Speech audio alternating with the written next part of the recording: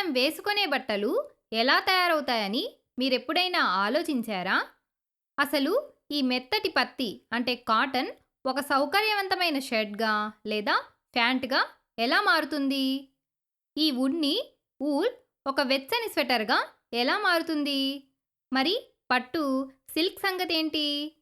ఈ పీచు దారాలు అద్భుతమైన చీరలుగా ఎలా మారుతాయి? ముడిపీచులు మనం ప్రతిరోజు ఉపయోగించే వస్త్రాలుగా మారడం చూడటానికి చాలా బాగుంటుంది కదా. పీచు నుండి వస్త్రం తయారయ్యే ఈ ప్రక్రియ చాలా ఆసక్తికరంగా ఉంటుంది.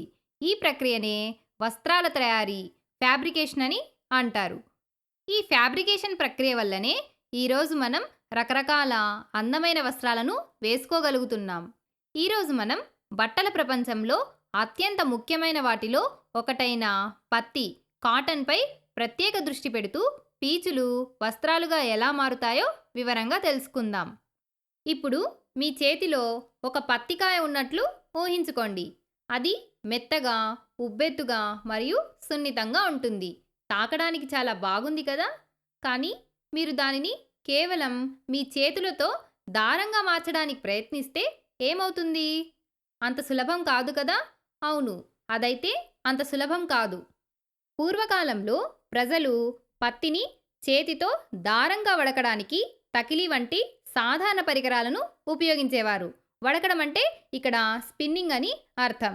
అయితే స్వయం సమృద్ధిని మరియు వస్త్ర ఉత్పత్తిని ప్రోత్సహించడానికి మహాత్మా గాంధీ సాంప్రదాయ వడ్రంగి చక్రమైన చర్ఖా లేదా రాట్నంను ఉపయోగించమని ప్రోత్సహించారు. కానీ కాలం మారింది కదా. ఇప్పుడు అధునాతన స్పిన్నింగ్ మిషన్లున్న భారీ పత్తి మిల్లులు ఈ పనిని చాలా వేగంగా మరియు సమర్థవంతంగా చేస్తున్నాయి. ముందు కాలంలో అయితే తకిలీ లేదా చరఖా వంటి వాటి నుండి మనకు పత్తి దారాలు లభించేవి. కానీ ఇప్పటి కాలంలో స్పిన్నింగ్ మిషన్ల వంటి వాటి నుండి మనకు పత్తి దారాలు లభిస్తున్నాయి. ఈ దారాలను తర్వాత వస్త్రాలు అంటే ఫ్యాబ్రిక్గా నేస్తారు. తేలికపాటి వేసవిలో వేసుకునే షర్టుల నుండి వెచ్చని దుప్పట్లు లేదా బెడ్షీట్ల వరకు అన్నీ కూడా ఈ విధంగానే తయారవుతాయి. ఇది కేవలం పత్తి మాత్రమే కాదు, శతాబ్దాలుగా ప్రజలు అన్ని రకాల సహజ బీజులను ఈ విధంగానే ఉపయోగిస్తున్నారు. మీరెప్పుడైనా గడ్డిని తాడుగా మార్చడానికి ప్రయత్నించారా? అది చూడటానికి సింపుల్గా అంటే చాలా సరళంగా అనిపించవచ్చు. కానీ దానికి చాలా నైపుణ్యం అలాగే ఓపిక కూడా కావాలి. అయితే నేటి యంత్రాలు మనం ప్రతిరోజు ఉపయోగించే బలమైన మరియు మన్నికైన వస్త్రాలను తయారు చేయడాన్ని చాలా సులభతరం చేశాయి. ఇది ఎంతో ఆసక్తికరంగా ఉంది కదా.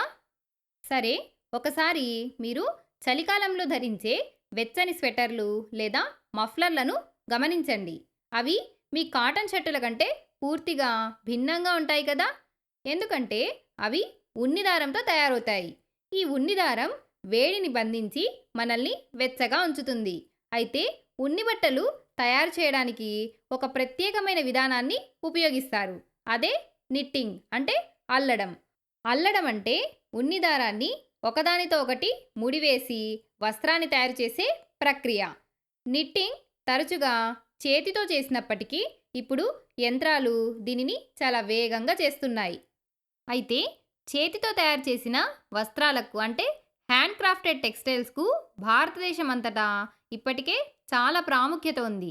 మన రాష్ట్రంలో అయితే గద్వాల్, సిరిసిల్ల, వెంకటగిరి, కొత్తకోట, నారాయణపేట, పోచంపల్లి మరియు వరంగల్ వంటి ప్రాంతాలలో సాంప్రదాయ నేత పద్ధతులు ఇప్పటికీ బలంగా ఉన్నాయి.